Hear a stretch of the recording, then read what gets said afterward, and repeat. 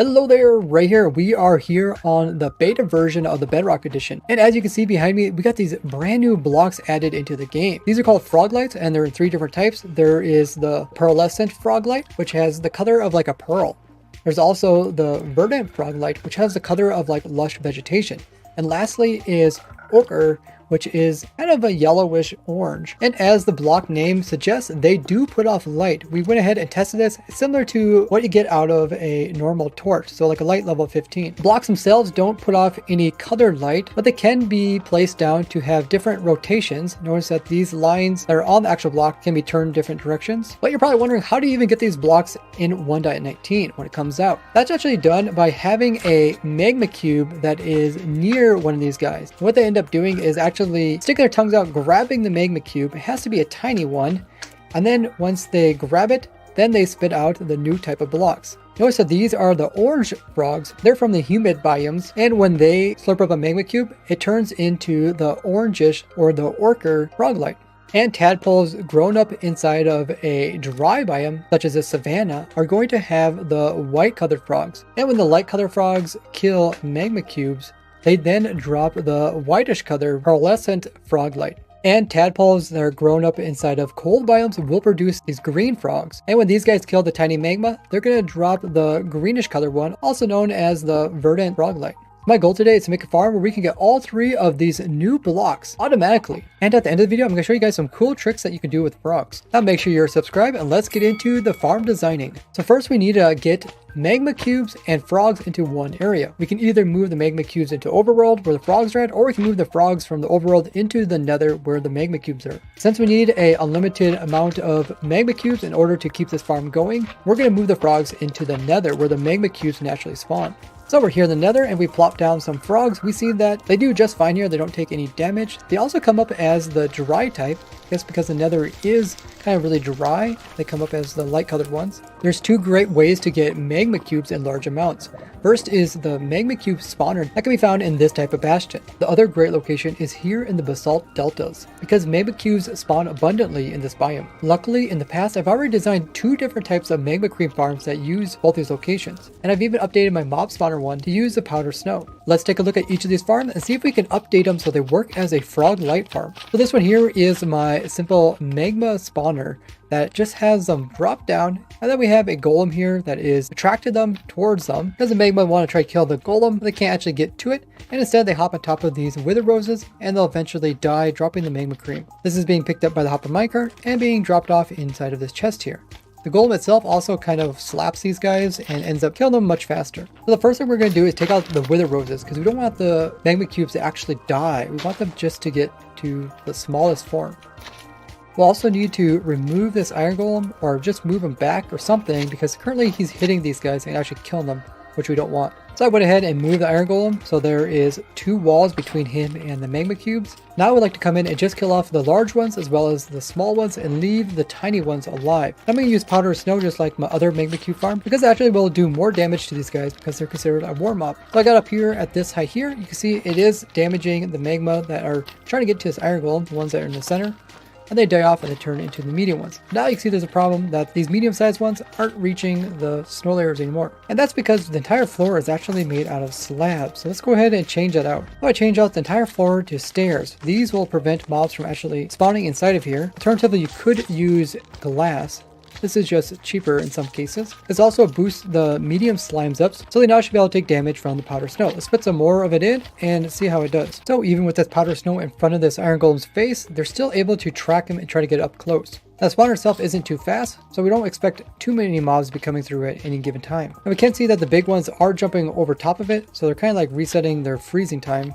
So I'm going to create a little ledge right along here so that these big guys will get stuck underneath of it. But we're currently not using our powder snow efficiently, as these guys that are called small are actually bigger than 1 block. So even if we would remove 1 powder snow here, Doesn't matter if he stands directly in the center of this, he will still get frozen by the nearby ones. Let's go ahead and take out every other one. We also had some large slimes try to stand on top of this ledge here, so we'll make it just a little bit taller so they can't quite get to it.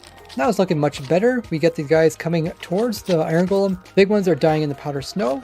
They are getting kind of pushed back by the little guys, but in the actual design, we'll have frogs that are killing these guys off fairly fast. There shouldn't be too many of the little guys piling up along the edge there. We'll probably have to put quite a few frogs into this farm here. Because doing some testing with these guys, it seems after they eat several magma cubes, they have a couple minute delay before they start eating any more again. If you're enjoying the video so far, leave a like on it. I'm just going to come in with a second layer of powder snow. That is going to kind of occupy these corner spaces here. So now they're all coming in near, they're freezing off and turning into little guys. So if we had frogs in Java Edition, this setup here should work. In my powder snow version of this farm, I have powder snow across the entire floor. Then they spawn in and they just fall directly into it. They don't really hop once they're inside of it, since you can't actually jump when you're inside of it. And it also does the extra damage because they are warm mobs. They die very quickly. Then all loot is picked up by the hopper minecarts and dropped off in this chest over here. To get this farm working as a frog light farm, all I did was raise the powder snow up by 1 level. That way the tiny ones don't actually take any damage. I also spaced out the powder snow because it's a little bit more effective and it saves on resources. There's no iron golem, so you don't have to worry about pulling them to a single location, but it does take a little bit more rails to collect the entire area. If you'd like to know how to properly set up a magma cube mob spawner farm, check out this tutorial that I did, linked below.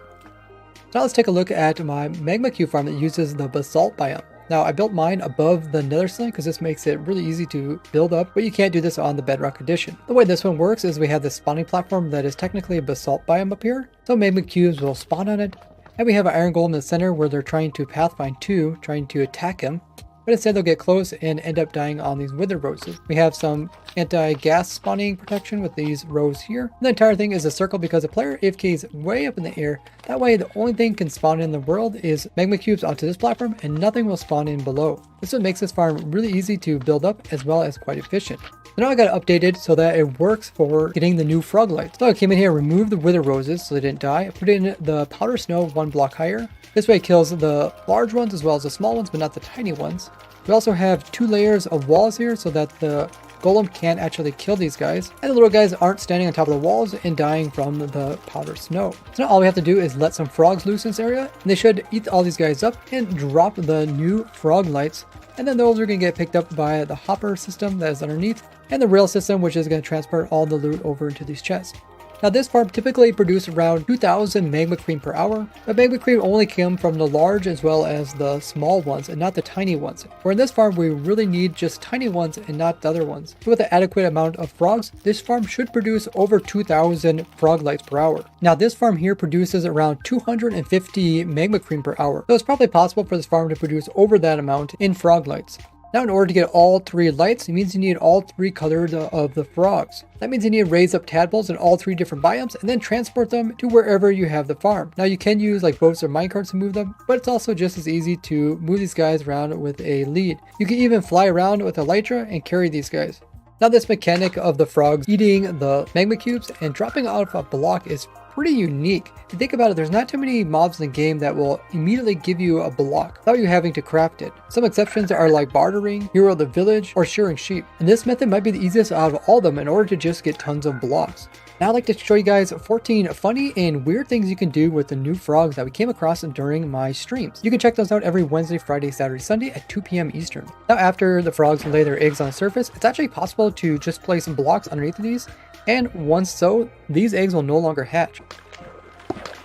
Frogs are able to jump up to 2 meters tall, so anything higher they won't be able to get out of. When frog eggs hatch, they can produce anywhere from 0 to 12 tadpoles. And tadpoles themselves can get pushed by moving water. You can move the eggs with pistons, and they don't actually need to have a supporting block. The eggs are very thin, but you can't stand on top of them. Naming a frog dinner bone makes it look like it's standing on the bottom side of the water. And it looks so funny when they're swimming upside down. Axolotls will go after the tadpoles and kill them,